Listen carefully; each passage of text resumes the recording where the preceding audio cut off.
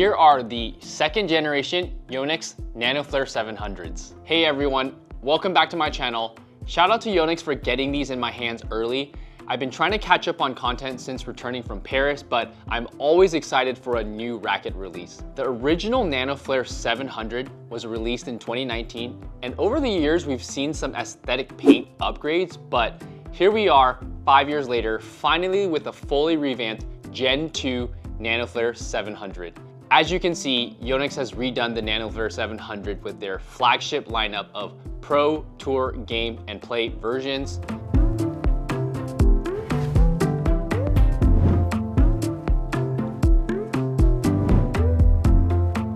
Let's first talk about the appearance. If you guys remember, when the Nanoflare 700 first came out, it came out in two matte colorways, one in red and black, and the other was green and black. A couple years later, Yonex replaced the entire matte colored 700s with two new glossy colorways, one in a magenta red and the second in a cyan blue. And then additionally, there was a limited edition black and gold glossy colorway. As you can see here with the second gens, Yonex has gone back to the matted paint surface, which I absolutely love. Interestingly enough, all of the recent Nanoflare releases have all been matte painted finishes, including the 1000Z, 800 Pro, and even the white next stage, which I'm not mad about. The graphics on these second gens also have completely changed. Previously, they were a sharper and more edgy graphic detail, whereas the graphic on these is almost like a softer multicolor cloud or sky graphic in the middle of the shaft and also around the head of the racket. All four versions of these 700s come with white factory grips, which to me is irrelevant because we all will overlap some sort of synthetic grip or towel grip anyways.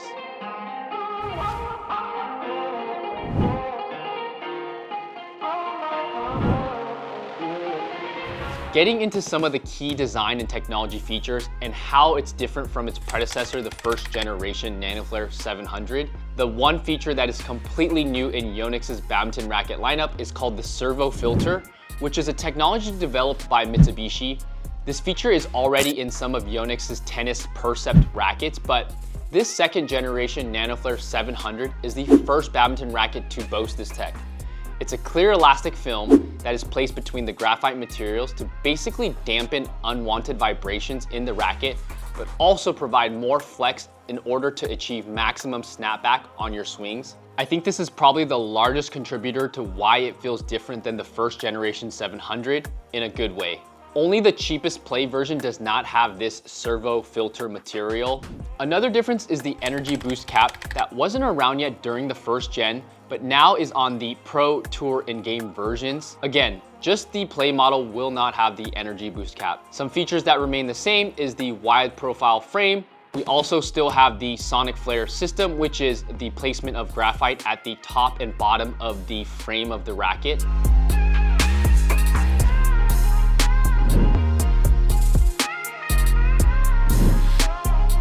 Now, onto what you guys are probably waiting for. Let's talk about the feeling of this racket. I'll first talk about the 700 Pro and Tour, which I tested both in the 4U G5 spec, as I felt that the 5U weighted Nanoflare would just be overall too light given that it's already headlight in nature. I paired them with the recommended X-Bolt 65 in the new colorways at 28 pounds on my mains and 30 pounds on my crosses, so about 29 pounds on average. My key takeaway is that you are truly getting a headlight racket here that is all around easier to handle than the 1000Z or the 800 Pro. Now, you've probably heard me say this before, but aside from the Nanoflare 1000Z, I personally feel like most of the Nanoflare rackets are more suitable for doubles players, including mixed doubles players that are generally playing a lot more faster strokes. I think that they are especially fitting for players that like to gain an advantage in their front court cutoff or defensive and counterattack flat game in the mid-court. The reason I say that is because the Nanoflare rackets are all headlight, so they're not meant to generate a ton of overhead attacking power or follow through on slower strokes that you might see in singles, but instead, quick and whippy strokes. The Nanoflare 1000Z is an exception because of its compact frame and tiny sweet spot. It's just so fast, allowing you to generate that fast smash that I wouldn't necessarily classify as power, but more speed. With that being said, if you guys have seen my review on the 1000Z, I also mentioned that that racket is not easy to handle because of the small sweet spot. Now, this 700 is just way easier to handle. Something that I wanted to point out is that this Nanoflare 700 is part of the 7 family. Others part of this family include the Astrox 77 and the Arcsaber 7. You see the trend here. All of these rackets have the 7 numbering. Why is that important? They are all medium flex as far as shaft flexibility. Because it is a medium flex racket compared to the stiff profile of the 800 Pro and the 1000Z, it definitely feels more forgiving.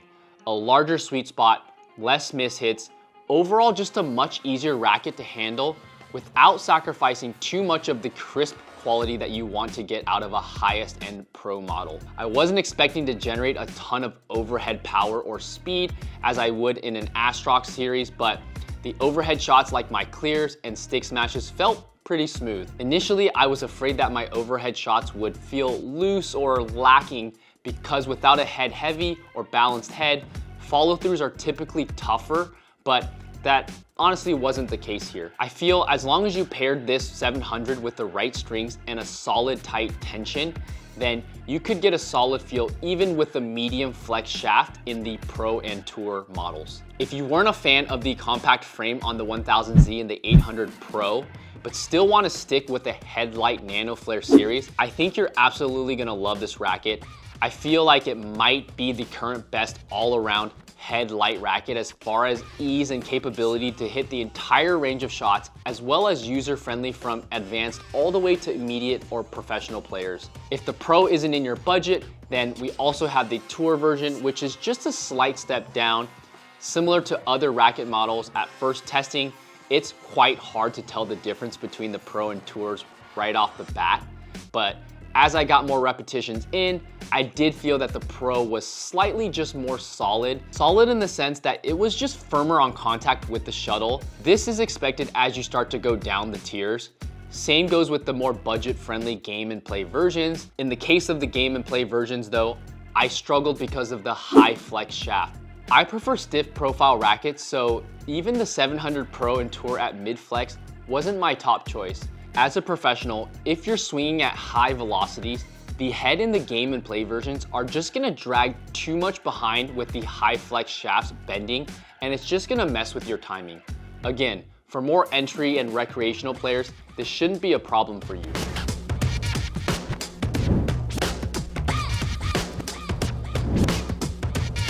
These new Nanoflare 700s come in 2 new colorways. The first is the dark midnight purple, which is the only colorway that the Pro version will come in. The Tour, game, and play versions will also be available in the same midnight purple, so all 4 models in the midnight purple. The second colorway is the silver, and only the lower 3 models in the Tour, game, and play versions will come in the silver. So no Pro version in the silver. As far as weight and grip specs, the Pro and Tour versions will both come in 5U G5 or G6 and also 4U G5 or G6, while the game version comes in 4U G5 or G6, and lastly, the budget-friendly play model will only come in a 4U G5. If you aren't sure what this means, I'll leave the links below where I explain racket weights and grip sizes. As far as recommended strings, Yonex suggests the more durable X-Bolt 65 for hard hitters and the thinner X-Bolt 63 for control players. For the X-Bolt 65, there's actually 2 new colorways in the purple and the blue that pair perfectly with these 700s, which is what I've thrown on.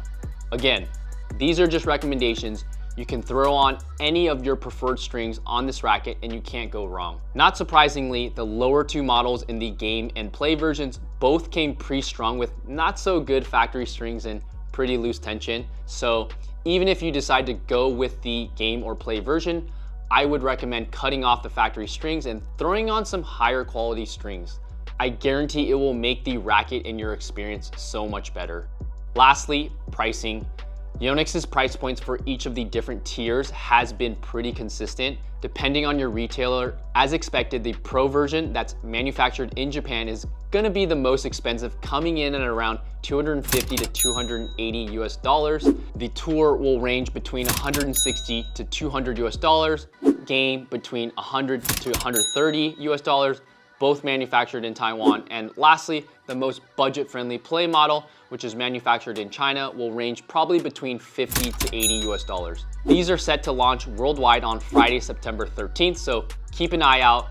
I anticipate that these are gonna fly off the shelves just because of how versatile of a racket it is across different levels and skill sets. I hope that this review was helpful for you guys. If it was, please make sure you drop a thumbs up on this video for me and subscribe to my channel. I'll see you guys in the next video. Peace.